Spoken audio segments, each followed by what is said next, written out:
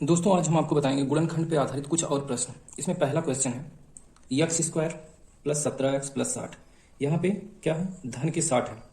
यहाँ पे हमको क्या लाना है, धन 17 लाना है। अब 60 का ऐसा गुणनखंड करेंगे कि जोड़ने पर धन 17 हो जाए। तो 60 लिखते हैं। 60 का गुणनखंड क्या होगा, अगर इसको 12 गुणे 5 करते हैं तो क्या आएगा, 12 पंचे 60 हो जा रहा है। अगर हम 12 और प्लस 5 करते हैं तो कितना आएगा, 12 5 17। जोड़ने पर 17 आ जा रहा है और गुणा करने पे 60। हमको यही लाना था। तो अब हम इसको कैसे सॉल्व करेंगे, एक्स का वर्ग। अब इस 17 को 12 धन 5 लिखेंगे, यानी कि एक्स है तो 12x हो जाएगा, 12x धन 5x। 12x धन 5x कितना हो जाएगा, 17x हो जाएगा। अब इस 60 को ऐसे ही 60 लिख दिए।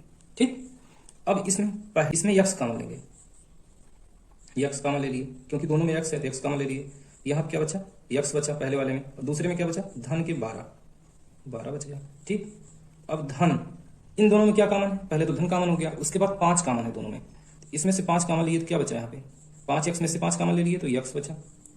धन का चिन्ह है, धन में से अगर धन कॉमन लिए तो धन बचा है। ठीक, क्योंकि हम जानते हैं धन गुणे धन क्या होता है, धन होता है। तो इसमें से एक धन कॉमन ले लिए तो दूसरा धन बचा ही है। ठीक, अब ये 60 है तो 60 का गुणनखंड क्या है, 12 गुणे 5 है। तो इसमें से अगर 5 कॉमन ले लेंगे तो क्या बचेगा, 12। तो इसलिए 60 में से जब 5 कॉमन ले लिए तो क्या बचा, 12 बचा। ठीक, अब ब्रैकेट के अंदर यहाँ पे और ब्रैकेट के अंदर यहाँ पे चेक करेंगे, दोनों बराबर है। कोई भी चिन्ह तक का अंतर नहीं है। ठीक, चिन्ह का अंतर होना भी नहीं चाहिए। ठीक, कोई भी अंतर नहीं होना चाहिए। अब यहाँ पे दोनों बराबर हैं तो इसलिए हम क्या लिखेंगे, यहाँ पे जो कॉमन लिए इसको और उसके बाद इसको जो कॉमन लिए हैं चिन्ह सहित धन 5। ठीक, यहाँ पे लिख दिए। और दूसरे ब्रैकेट में ये जो 2 ब्रैकेट में आया था उसमें से कोई एक, क्योंकि दोनों बराबर हैं तो कोई एक लिख लो, x धन 12। अब यहाँ पे x स्क्वायर धन 17x धन 60 का गुणनखंड क्या हो गया, x धन 5 गुणे x धन 12। यही हमारा इसका गुणनखंड हो गया, यही आंसर हो जाएगा। ठीक है दोस्तों, हमारा इसमें दूसरा क्वेश्चन है x की घात 2 धन 2x ऋण 24। तो इसमें हम ऋण 24 का ऐसा गुणनखंड करेंगे कि जब गुणनखंड आए उसको अगर हम जोड़ें तो कितना है, धन 2 आ जाए। ठीक, तो ऋण 24 कितना, ऋण 24। इसका गुणनखंड अगर हम 6 गुणे ऋण 4 करते हैं तो कितना आएगा, 6 चौक 24 और धन गुणे ऋण यानी कि ऋण आ गया, ऋण के 24। अगर हम इसको जोड़ते हैं तो 6 ऋण 4, इन दोनों को अगर जोड़ते हैं तो कितना आ रहा है, 2 आ रहा है। इन दोनों का जोड़ 2 आ रहा है और गुणा करने पर ऋण 24 आ रहा है। यही तो हमको चाहिए था, जोड़ने पे धन 2 आ जाए, गुणा करने पर ऋण 24। तो हम इसको क्या लिख सकते हैं, अब x की घात 2 धन 2 को धन 6x, x है तो x धन 6x ऋण 4x ऋण 24।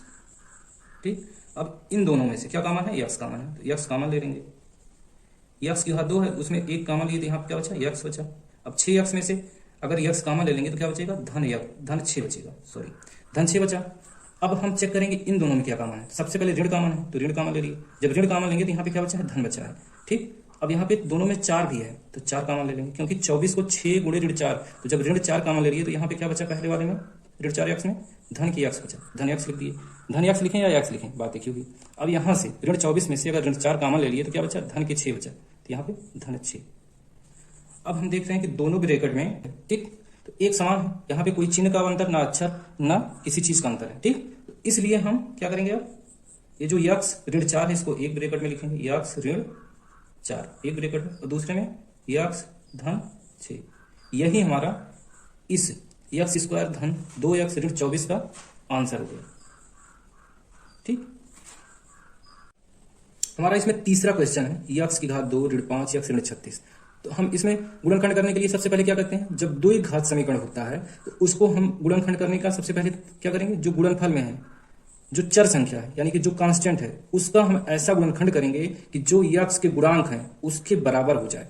ठीक, उसको अगर हम जोड़ें तो गुणनखंड को, यहाँ पे ऋण 36 है तो ऋण 36 का हम ऐसा गुणनखंड करेंगे कि गुणा करने पे तो ऋण 36 हो जाए और जोड़ने पर ऋण 5 हो जाए। तो ऋण 36 को अगर हम ऋण 9 गुणे 4 लिख दें तो कोई दिक्कत है, कोई दिक्कत नहीं, क्योंकि ऋण 9 गुणे धन 4 बराबर ऋण 36 होता है। और इसको जोड़ने पे कितना आएगा, ऋण 9 धन 4, अगर जोड़ेंगे तो क्या आएगा, ऋण 5 आएगा। कोई फर्क पड़ा, गुणा करने पे कोई फर्क नहीं पड़ा। ऋण 5 की जगह पे ऋण 9 धन 4 लिख दिए तब भी कोई फर्क नहीं पड़ा। तो इसलिए हम क्या लिख सकते हैं इसको, एक्स स्क्वायर ऋण 5 की जगह पे क्या लिख सकते हैं, ऋण 9x, यक्स गुणा है तो यक्स इसमें गुणा हो जाएगा, ऋण 9x धन 4x ऋण 36।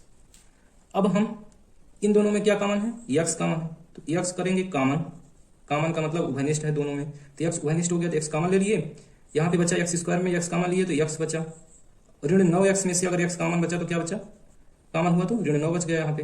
अब इन दोनों में क्या कॉमन है, धन के 4 कॉमन है, तो यहाँ पे क्या धन 4 कॉमन ले लिए, तो यहाँ पे क्या बचा 4x में से धन 4 कॉमन ले लिए तो यक्स बचा।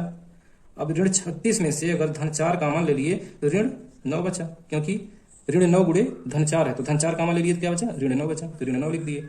अब ब्रैकेट में दोनों जगह पे बराबर है तो हम इसको क्या लिख सकते हैं, यक्स धन 4 लिख दिए, ठीक। उसके बाद गुणे यक्स ऋण 9, यही हमारा यक्स स्क्वायर ऋण 5x ऋण 36 का गुणनखंड हो जाएगा, ठीक, यही आंसर हो गया। फिर दोस्तों हमारा चौथा क्वेश्चन है यक्स की घात 2 ऋण 14 x धन 48। तो इसमें हम धन 48 है और ऋण के 14 है, तो धन 48 का ऐसा गुणनखंड करेंगे कि जोड़ने पर या घटाने पर ऋण 14 आ जाए। तो 48 है, क्या है 48 है धन की, तो इसमें तो बहुत से गुणनखंड होंगे, 12 चौक 48, 12 और 4 का गुणा जोड़ेंगे तो 14 नहीं आएगा, 16 आ जाएगा, घटाएंगे तो 8 आ जाएगा, इसलिए 12 और 4 नहीं हो सकते हैं। अगर हम इसमें ऐसा गुणनखंड ढूंढें कि जोड़ने या घटाने पर ऋण 14 आ जाए, अगर ऋण 8 गुणे ऋण 6 करते हैं तो कितना आएगा, ऋण ऋण का गुणा क्या हो गया, धन हो गया, और 8 छक 48 गुणा करने पर 48 आ जा रहा है, ठीक। अगर हम इनको जोड़ रहे हैं ऋण 8 और ऋण 6, इसको अगर जोड़ेंगे तो कितना आएगा, ऋण 8 ऋण 6 अगर जुड़ेगा तो ऋण 14 आ जा रहा है, यानी कि हमारी ये शर्तें पूरी हो गई। तो अब हम इसको कैसे सॉल्व करेंगे, यहाँ पे लिखेंगे यक्स की घात 2 ऋण 14 को क्या लिख सकते हैं, ऋण 8x ऋण 6x, ऋण 8x ऋण 6x जब जुड़ेगा तो ऋण 14x हो जाएगा, धन 48 को धन 48 ही लिख दिए, ठीक। अब इसको आगे सॉल्व करेंगे, यहाँ पे इन दोनों में क्या कॉमन है, यक्स, यक्स कॉमन ले लिए, अब यहाँ पे बचा यक्स, ऋण 8 बचेगा यहाँ पे, यक्स कॉमन हो जाएगा, तो अब इन दोनों में क्या कॉमन है, ऋण के 6 कॉमन होगा, ऋण 6 कॉमन ले लिए, अगर ऋण 6 कॉमन लेंगे तभी धन के यक्स यहाँ पे, तो धन के यक्स यहाँ पे आना चाहिए, ऋण 6 कॉमन ले लिए तो धन यक्स बचा। अब यहाँ पे ऋण कॉमन हुआ तो यहाँ पे क्या बचेगा, ऋण बचेगा, क्योंकि ऋण गुणे ऋण जो होता है वह धन के बराबर होता है, तो एक ऋण कॉमन हो गया धन में से तो क्या बचा, ऋण बचा, और 6 भी कॉमन हो गया तो यहाँ पे क्या बचा, 8 बचा, ठीक। अब इस ब्रैकेट में बराबर आया है तो हम इसको क्या लिख सकते हैं, यक्स ऋण 6 एक ब्रैकेट में और दूसरे में यक्स ऋण 8, यही हमारा आंसर हो जाएगा, यक्स ऋण 6 गुणे यक्स ऋण 8, यही आंसर हो गया, ठीक। हमारा इसमें अगला क्वेश्चन है निम्नलिखित के गुणनखंड कीजिए। तो इसमें पहला क्वेश्चन है 9x की घात 2 ऋण 24x धन 16, इसका हमको गुणनखंड करना है। 9x की घात 2 ऋण है 24x धन 16, तो हमको एक सूत्र पता होगा, हमने आपको बताया था a ऋण b, आपको पता होना चाहिए कि घात 2 यानी a ऋण b का होल वर्ग, पूरे का वर्ग बराबर होगा किसके, a का वर्ग ऋण 2ab धन b का वर्ग, ये हम आपको बताए थे, ठीक, आपको पता होना चाहिए। तो इसी पे जाके बैठ रहा है फिट।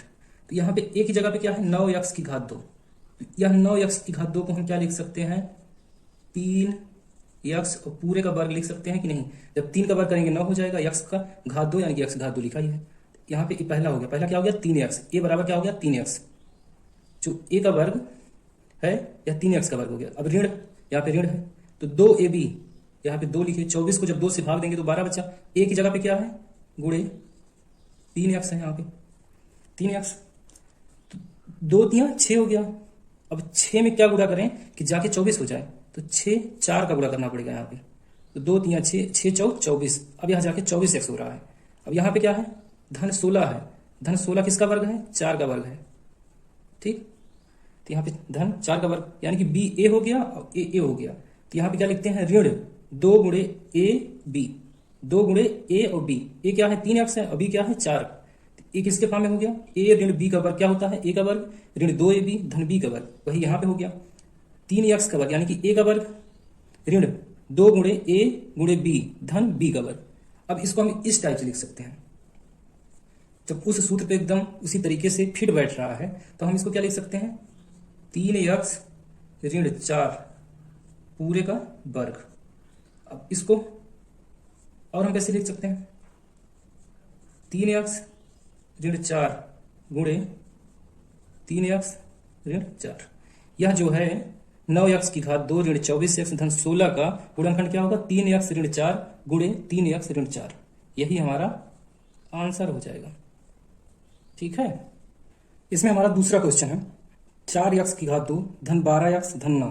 तो हमें एक सूत्र पता है, कौन सा, a धन b की घात 2 या बराबर होगा a की घात 2 धन 2ab धन b की घात 2, या इसी सूत्र पे आधारित है। ठीक, तो यहां पे 4x के घात 2 है, तो इसको हम क्या लिख सकते हैं, 2x पूरे का घात 2 लिख सकते हैं कि नहीं। जब 2 का घात 2 लगाएंगे तो क्या आएगा, यानी कि 2 का वर्ग कितना होता है, 4 होता है, और x का वर्ग x होता है। कोई प्रभाव पड़ रहा है, कोई नहीं। ठीक, अब क्या है, 12x है, तो 12x क्या होगा, इसको 2 गुणे पहला 2 गुणे 2x लिख सकते हैं, और प्लस इसमें क्या और बच रहा है, गुणे 3 करना पड़ेगा, तब जाके यह 12 होगा। 2 दूना 4 और 4 दिया 12 गुणे x, यानी कि 12x तब जाके होगा। 2 गुणे 2 गुणे 3 गुणे x, ठीक, तब यह जाके 12 होगा। यानी कि यह 2 गुणे, ये जो 2 है a है, पहला a है तो यहाँ पे a क्या है, 2x है, और दूसरा b है तो यहाँ पे b क्या होगा, 3 होगा, धन धन है। 9 को क्या लिख सकते हैं, 3 की घात 2 यानी कि 3 का वर्ग लिख सकते हैं, यह जाके b हो गया, जो b का वर्ग है यह b हो गया। ठीक, अब इसको हम क्या लिख सकते हैं, इस सूत्र के प्रकार से हो गया कि नहीं, a का वर्ग धन 2ab धन b का वर्ग। a यानी कि a की जगह पे 2x का वर्ग धन 2 गुणे a की जगह पे 2x है, गुणे b की जगह पे 3 है, धन b का वर्ग, b जब 3 है तो 3 का वर्ग यहाँ पे लिख दिए। यानी कि अब इसको क्या लिख सकते हैं, 2x धन 3 इसका वर्ग। ठीक, अब यह क्या होगा, इसको और सरल में लिख सकते हैं, 2x धन 3 गुणे 2x धन 3। यही इसका 4x की घात 2 धन 12x धन 9 का गुणनखंड कितना होगा, 2x धन 3 गुणे 2x धन 3। यही इसका गुणनखंड होगा, यही हमारा आंसर हो जाएगा। ठीक, 16 ब्रैकेट में x धन y घात 3 ऋण 9 ब्रैकेट में x धन y, इसका हमको गुणनखंड करना है। तो हमको क्या दिया गया है, यह टर्म दिया गया है, हमको इसका गुणनखंड करना है। तो सबसे पहले हम इसमें क्या करेंगे, मान लेते हैं, माना x धन y बराबर b मान लेते हैं यहाँ पे। ठीक, b मान लिए। तो अब जहाँ पे x धन y है, यहाँ पे x धन y है, यहाँ पे b लिखेंगे, x धन y यहाँ पे है, b लिखेंगे। हम b क्यों माने, क्योंकि अगर हम इसको b मान लेते हैं तो हमको थोड़ा सा सॉल्व करने में, यानी कि हल करने में आसानी हो जाएगी, इसलिए हम इसको b माने। ठीक, तो अब हम यहाँ पे रखेंगे, तो रख दें 16 x धन y की जगह पे b, और b की घात 3 है, x धन y की घात 3 था तो b की घात 3 हो गया। ठीक, ऋण 9 है, यहाँ पे x धन y बराबर b है तो यहाँ पे b लिख दिए। ठीक, अब यहाँ इन दोनों में b कॉमन है तो हम यहाँ से b कॉमन ले लेते हैं, b कॉमन ले लिए। तो अब क्या बचा, यहाँ पे बचा 16 और b की घात 2 बचा। ठीक, यहाँ पे जब b कॉमन ले लिए तो क्या बचा, केवल 9 बचा। ठीक, केवल 9 लिख दिए। अब हमको 16b स्क्वायर है और ये 9 है, तो 16b स्क्वायर को हम क्या लिख सकते हैं, सबसे पहले b लिखेंगे। ठीक, अभी 16b स्क्वायर, तो 16b स्क्वायर को हम 4b की घात 2 लिख सकते हैं कि नहीं। 4 की घात 2 करेंगे तो 16 हो जाएगा, और b की घात 2 यानी कि इसको हम 4b की घात 2 लिख सकते हैं, वही लिख दिए। उसके बाद ऋण, अभी 9 है, 9 को हम क्या लिख सकते हैं, 3 की घात 2। 3 की घात 2 का मतलब 3 त्रिका 9, 9 हो गया। अब ब्रैकेट बंद कर दिए। अब यह हमारा एक सूत्र बन गया, a का वर्ग ऋण b का वर्ग। यह जो है a का वर्ग ऋण b का वर्ग क्या होता है, पहले ब्रैकेट में ये जो a का वर्ग ऋण b का वर्ग का सूत्र होता है, यह होता है एक ब्रैकेट में a धन b और दूसरे में a ऋण b। तो वही वाला यहाँ पे लगाएंगे। अब b को जैसे का तैसा लिख दिए। ठीक, अब यहाँ पे क्या हो जाएगा, 4b ऋण b स्क्वायर है, तो यहाँ पे धन 3 पहले ब्रैकेट में, 4b धन 3 और दूसरे में a ऋण b है, यानी कि फिर यहाँ पे क्या हो जाएगा, 4b ऋण 3 दूसरे ब्रैकेट में। अब इसमें b की जगह पे हम क्या माने हैं, x धन y, उसको रख देंगे, इसलिए अब उसको रख देंगे यहाँ पे x धन y, इस b के लिए बड़ा ब्रैकेट। अब इसमें क्या है, 4 है, मतलब ब्रैकेट लगाए 4 लिखे, बी की जगह पे x धन y, ठीक, धन 3 है, धन 3 लिख दिए, फिर मतलब ब्रैकेट बंद हो गया। उसके बाद इस ब्रैकेट में एक मतलब ब्रैकेट और लगाए, 4 लिखे, बी है तो बी की जगह पे x धन y, ब्रैकेट बंद, ऋण 3, मतलब ब्रैकेट बंद, उसके बाद बड़ा ब्रैकेट। अब इसको x धन y है तो x धन y लिख दिए इसको, ठीक। अब इसमें क्या है, जब इसका गुणा इसमें करेंगे कितना आएगा 4x, फिर इसमें करेंगे धन 4y, अब उसके बाद क्या बचा है, धन 3 बचा है, धन 3, इसको एक ब्रैकेट में लिखेंगे, यहाँ पूरा एक ब्रैकेट में है तो इसको एक ब्रैकेट में लिखेंगे। अब उसके बाद यहाँ पे एक ब्रैकेट में है तो फिर एक ब्रैकेट बनाए, जब इसका इसमें गुणा करेंगे x में 4 का तो कितना हो जाएगा 4x, फिर 4 का गुणा y में धन 4y, ऋण 3 है तो ऋण 3 लिख दिए, ब्रैकेट बंद। यही हमारा x धन y गुणे 4x धन 4y धन 3 ब्रैकेट बंद गुणे 4x धन 4y ऋण 3 ब्रैकेट बंद, इसका जो है ये गुणनखंड है, ठीक है। यही हमारा आंसर हो गया। हमारा अगला क्वेश्चन है a की घात 4 ऋण b की घात 4 का गुणनखंड करें, ठीक। तो इसमें क्या है, a की घात 4 ऋण b की घात 4, इसका गुणनखंड करना है। तो हम a की घात 4 को क्या लिख सकते हैं, a की घात 4 को क्या लिख सकते हैं, a की घात 2 गुणे a की घात 2 लिख सकते हैं कि नहीं, ऐसा लिख दिए। अब जब a की घात 2 है, a की घात 2 है, गुणा है, तो इसको हम क्या लिख सकते हैं, a की घात 2 पूरे का वर्ग लिख सकते हैं। यहां पे क्या लिखेंगे, a की घात 2 इस पूरे का वर्ग, ठीक। ऋण ऐसे ही b को लिख दिए, b की घात 2 और इस पूरे का वर्ग यानी कि घात 2, ठीक। अब यह इसको इस पूरे a की घात 2 को अगर हम x मान लेते हैं, ठीक, और b की घात 2 को हम y मान लेते हैं तो क्या हो जाएगा, x की घात 2, यहाँ पे y की घात 2 हो जाएगा और बीच में चिन्ह किसका है, ऋण का, ठीक हो गया। यानी कि x की घात 2 ऋण y की घात 2। तो हमने एक सूत्र पढ़ा था, अगर x की घात 2 ऋण y की घात 2 हो तो क्या होता है, एक ब्रैकेट में x धन y और दूसरे ब्रैकेट में x ऋण y, यही होता है। तो अब हम इसके आगे क्या लिखेंगे, x धन y एक ब्रैकेट में, दूसरे में x ऋण y। अब x का मान क्या है, a की घात 2, उसको रख देंगे, a की घात 2 धन b की घात 2, यह हो गया। यहाँ पे x का मान a की घात 2 है, ऋण y का मान क्या है, b की घात 2 है, b की घात 2 लिख दिए, ठीक। अब यहाँ पे a की घात 2 ऋण b की घात 2, ये वाला फिर से सूत्र यहाँ पे लग जाएगा तो उसको लगा देंगे, इसका कोई गुणनखंड नहीं होगा तो इसको ऐसे ही लिख दिए, a की घात 2 धन b की घात 2 एक ब्रैकेट में। अब यहाँ पे सूत्र लग रहा तो सूत्र लगा देंगे, एक ब्रैकेट में a धन b हो जाएगा और दूसरे में a ऋण b, a की घात 4 ऋण b की घात 4 का यही पूरा क्या हो गया, गुणनखंड हो गया। तो यही हमारा क्या हो जाएगा, आंसर, ठीक।